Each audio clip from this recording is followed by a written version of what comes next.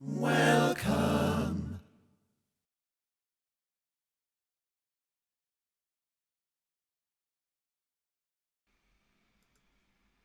Hi folks, well I've started doing the reduction of the next one, 1m4A Droid fight scene, and it is super complicated because I've spent about 2 hours just doing 5 bars. I'm going to play it to you on Note Performer, just because it's sort of, we don't really hear that, so this is my transcription.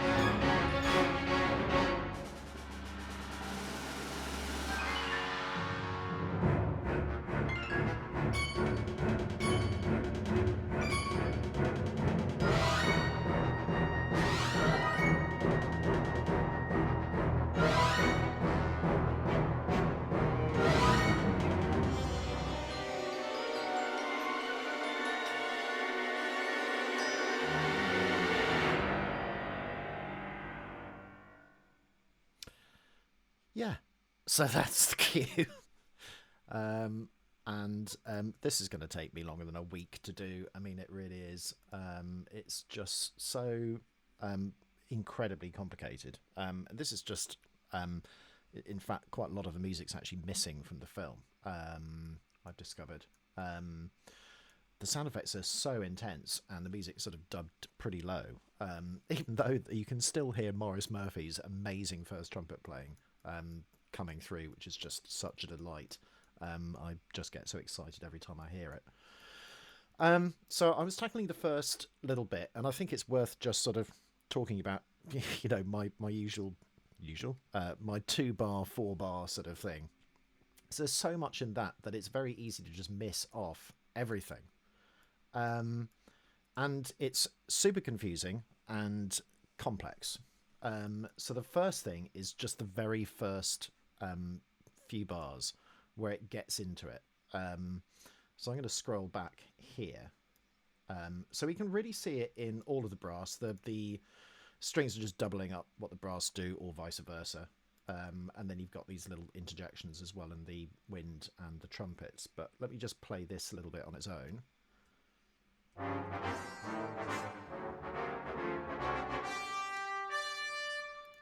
It's an incredibly rich harmony here.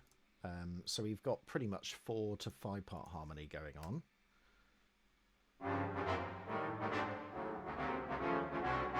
And it all sounds sort of very augmented. And funnily enough, oh, hello. And funnily enough, it is augmented. And in the sense that we have augmented 6th chords.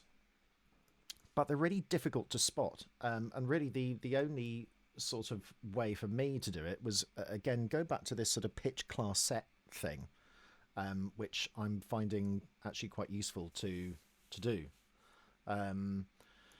So we've got, first of all, this Italian 6. Now, essentially it's a sharp 6 with a 3rd above the bass. Trouble is, it's disguised so that we have that. So D flat, F and and G, and it kind of wants to go to a C, which it does, really. Except it doesn't. It goes to somewhere else. So the G's missing. Sounds a bit like a dominant 7th, but it's doing something else. It's actually a French 6th. So we have a chord where we actually have a missing note. Because that sounds like a French 6th. So without one of the notes...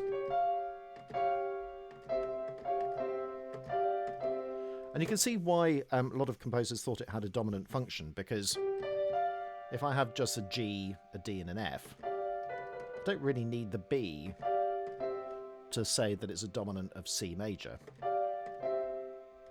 It's just now disguised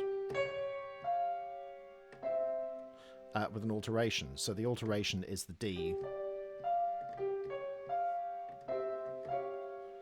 Now, if you use that same configuration and then add a B, it becomes a true French 6th. And like all true French 6ths, it has the same intervallic content as the Tristan chord as well, which is whoa. So we've got all sorts of things going on here. So it took me ages to sort of just work out what's going on. I mean, in one sense, I just sort of, put the notes into the pitch class set calculator, came out as an Italian 6th, which it is.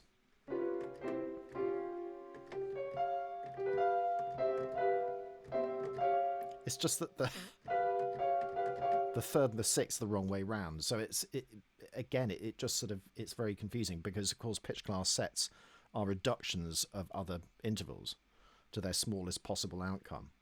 So they're always going to be, they are sometimes going to be different to the actual notes that you see. So it's only through that deep analysis that you can actually get to the bottom of it. But it seems obvious to me that that's just a dominant function. So we have a dominant function. It's just it doesn't go to C major. It goes to this chord, like that, which is actually, I'm just thinking about it, an acoustic scale. But it also contains the notes of the French 6ths. So one other way of doing it is by extrapolating all of these notes. So the first one here, actually, I've put up in this part here. With a sort of missing B, but essentially we have that G, D flat and F, or you could write G, C sharp and E sharp,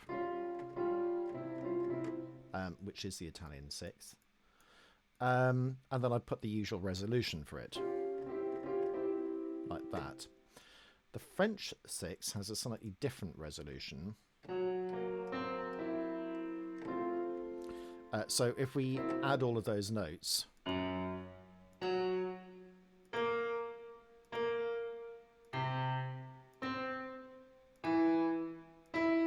that is a French 6. It tends to sort of want to go outwards in resolution to an F chord.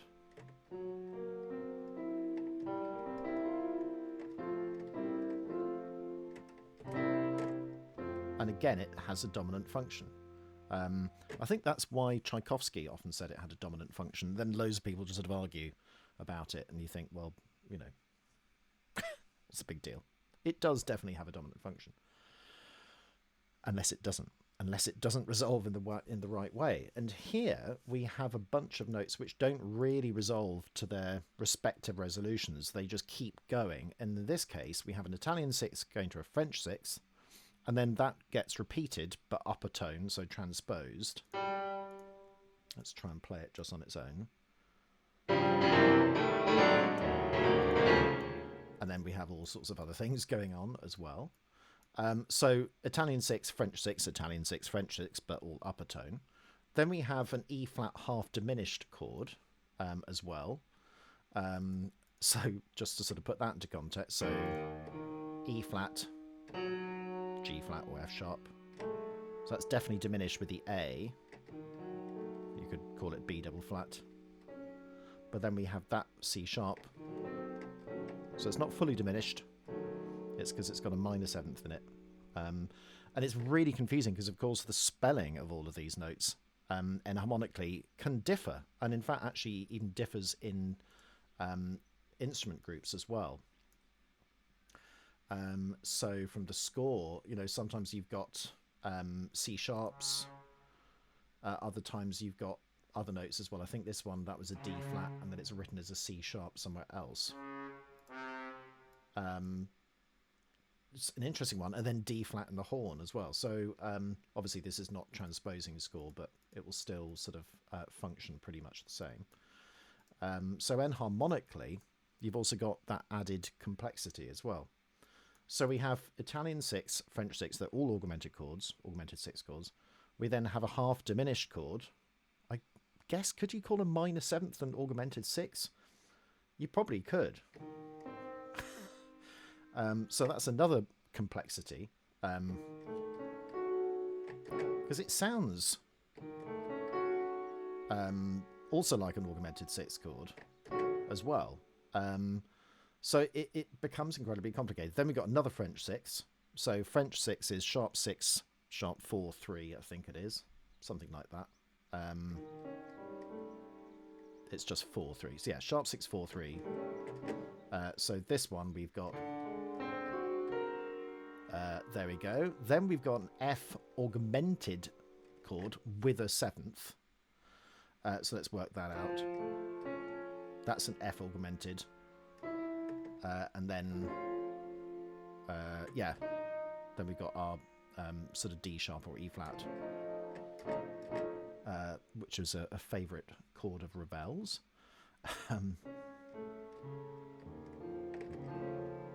And especially when you've got that extraordinary spacing. Strange to have a D flat and a D sharp in the same thing. Probably better to be written like that. But that's how it comes out.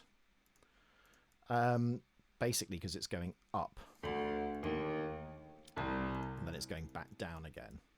But anyway, you can see E flat, C sharp. That's another sort of Italian 6 as well. So, you know, even the sort of description of these chords is quite confusing.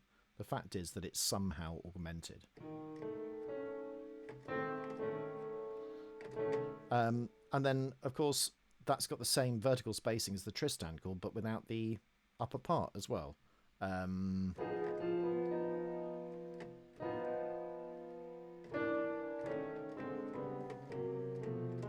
So you can sort of, you know, transpose them. But it's really interesting that this is sort of a lead into a cue which is quite dramatic, and it's an action sequence as well.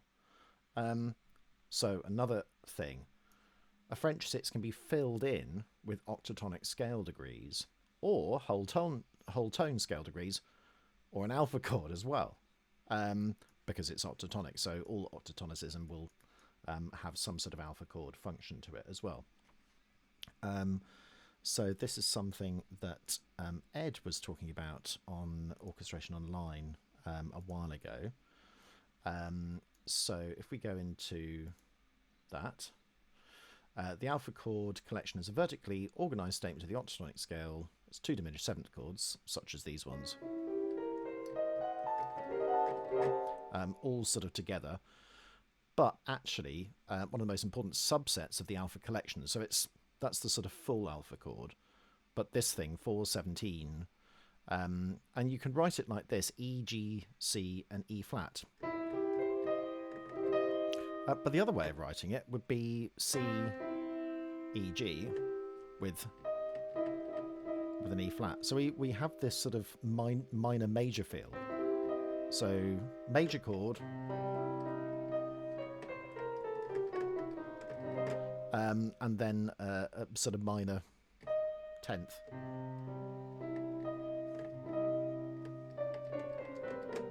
It's really interesting. A mistuned major chord. Really interesting. Yeah, all of these things can be harmonized with also those chords as well. And it's interesting actually that the harp glissando here is an octatonic collection, and roughly all of those notes will appear in it. So this is the French 6 at the end. There we go. Not quite sure about the D. Well, we kind of don't have one there, so I'm going to forgive myself. And then we have an F sharp as well. But the fact is that it still works. Otherwise, it wouldn't work. And then that introduces the main theme, a section from the whole thing in the trumpet. As well. So those 2 bars took up an inordinate amount of time just to work out what was going on.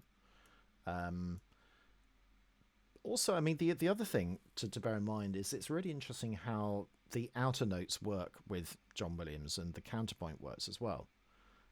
So, you know, just the outer pitches.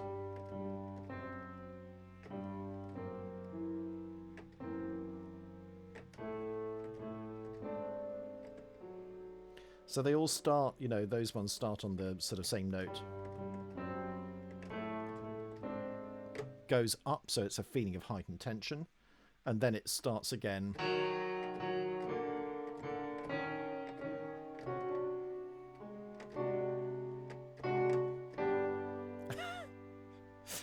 Where we have this extraordinary resolution.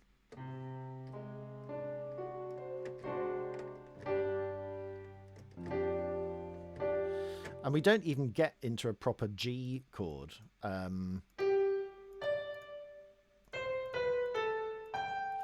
Here at all, because the bass is doing something completely different, and it's diatonically not really in G because of the F, because there's no F sharp in it. So even though there is in the upper part, so we have this really extraordinary sort of collection of 2 different tonalities really going on. I'll take it from here.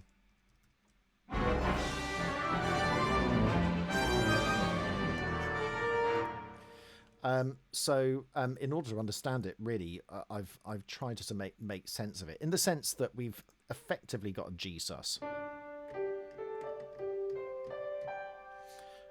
which is exemplified with this chord here. So that's a Gsus because it doesn't go to B. It's just got, in this case, a double fifth to it. In fact, in a sense,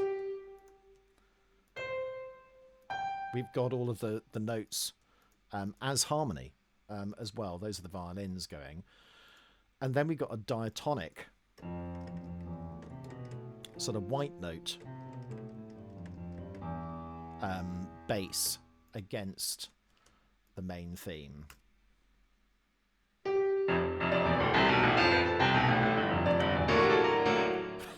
And then something else comes in later. We've also got chromatic neighbouring notes around D, which is a bit of a jazz thing. Actually, isn't that a Harry Potter thing? I'm sure it is. I'm sure it's a Harry Potter motif. So again, he probably uses those sorts of chromaticism quite a lot. So we have an extraordinary harmony over the top of it, where we have this in the woodwinds.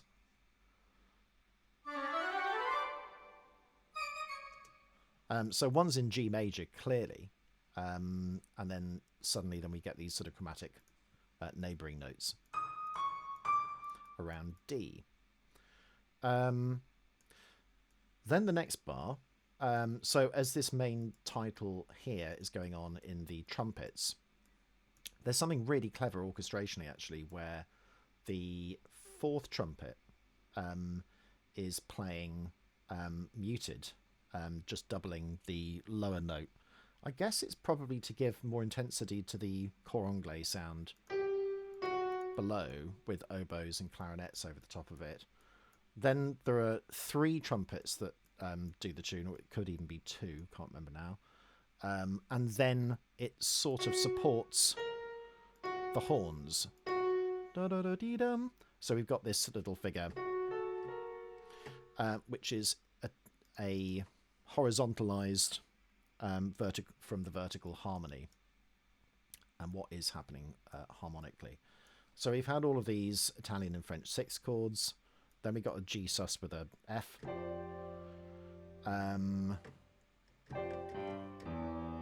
And then we've got this chord here. So you can think of it in lots and lots of different ways. It's collection 419, which is just a major chord with a flat 6, which again is something that Williams uses all the time. That is the sound of Star Wars. It's not quite an alpha chord.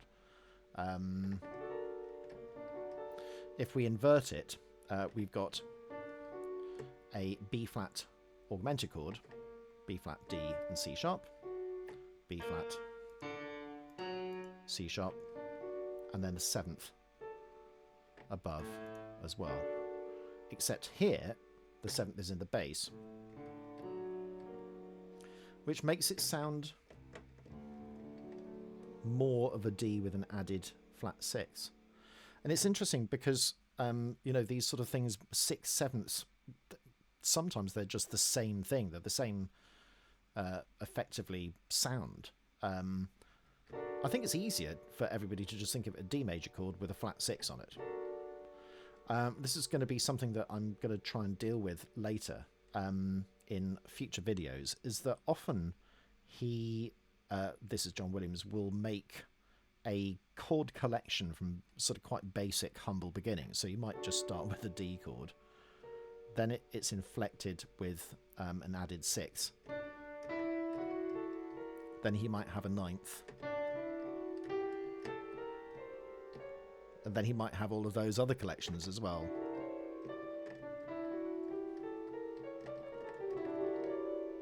And then he starts building and building and building, and essentially, because there are so many extensions, you essentially get a mode, or you've got a mode, and then he's just revealing it. Either way you look at it, it's still a collection of modal extensions, I guess you would call it. But it's a way of adding individual notes to a chord, which then inflects the chord further. You can often see it in the harp parts because that's usually the instrument that's filling in all of those other notes. Really fascinating. That's as far as I've got. The other thing, just a little aside, was this wonderful heterophonic texture, by which I mean that it's the same notes essentially, but a different rhythm at the same time, which is called heterophony. It's sort of slightly different from polyphonic. I don't really like the word polyphonic texture. It just means contrapuntal texture, really. Polyphonic texture often refers to the Renaissance. It's a bit of a misnomer, I think, in some textbooks. Yeah, that's as far as I've got. And so then I've got to do this bit. And so when I'm doing this, I try to just reduce things. So I'll take those string parts, start putting them in the main body of what I'm doing here. And then just sort of start building things up. And then spend ages analysing it and then rack my brains about what I want to say. But I love these chords here. They're extraordinary.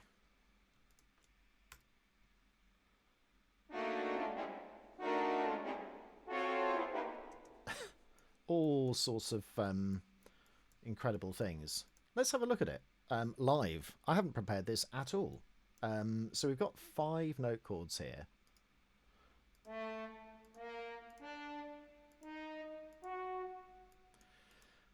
So what are the ways in which we can look at it? Well, we can go,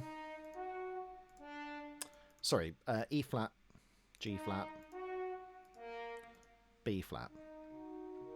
I'll try and look for a triad first if I can. So we've got that major minor chord going on, and then we've got an added A. So let's put that in. And this is another cheats way of doing it, which I really like on Sibelius, is press Command K, and then actually then just play the chord and it will give you the chord. What a cool device. I love that. I'm sure it's a new thing.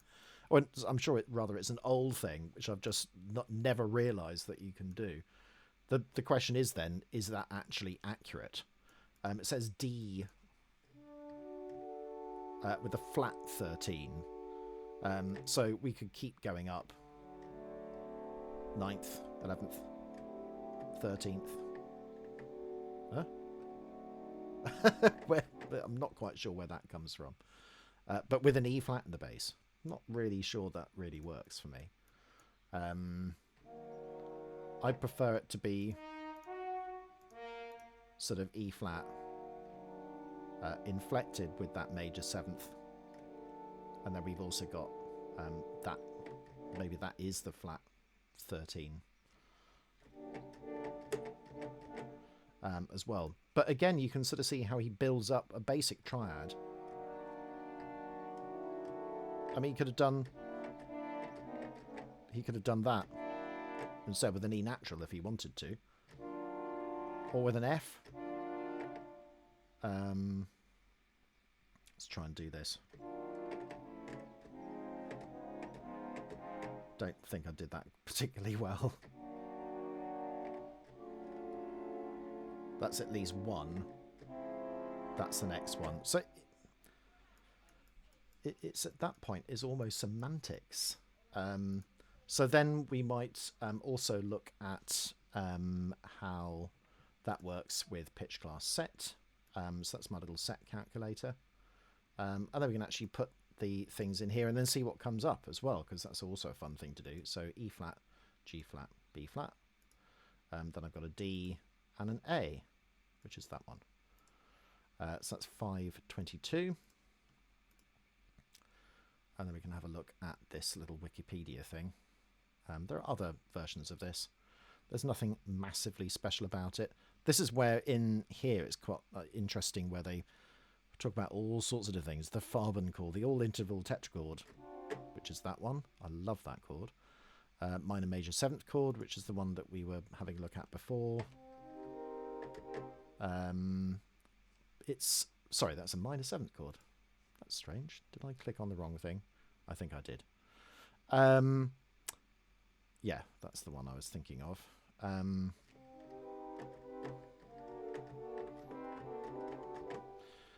So yeah, that's also the major chord with the flat 6 as well. Goodbye.